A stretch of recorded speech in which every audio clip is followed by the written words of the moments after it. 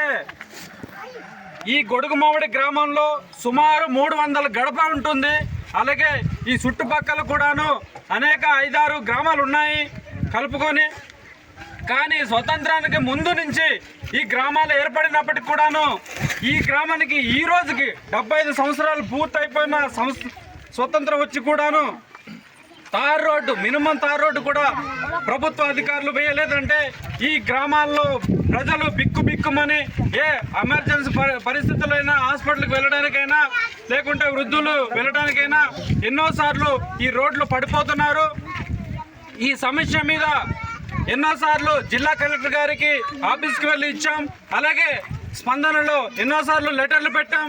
ఎన్నోసార్లు మేము గ్రామస్తులందరూ కూడా వెళ్ళి చెప్పినప్పటికి కూడాను కలెక్టర్ గారు ఎవరైతే కాంట్రాక్టర్ గారికి ఉన్నారో, జేఈ గారికి ఉన్నారో ఫోన్ చేసి చెప్పిన వెంటనే ఇది చేసేస్తామంటారు, వచ్చి తుప్పాలు తీసేస్తారు, మళ్ళీ వెళ్ళిపోతారు. కానీ ఈ గ్రామానికి మాత్రం తార్ రోడ్డు నిర్మాణం అయితే జరగట్లేదు.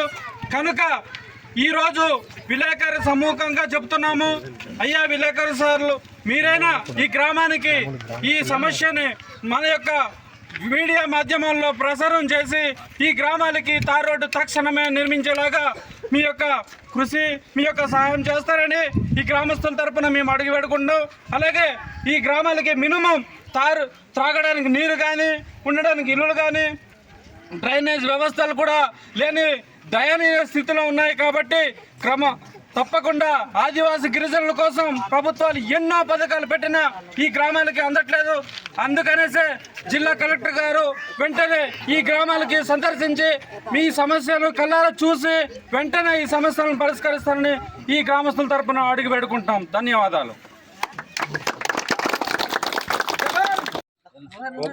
పర్లేదు అన్నకు రమ్మంది అన్న పోయినాడు.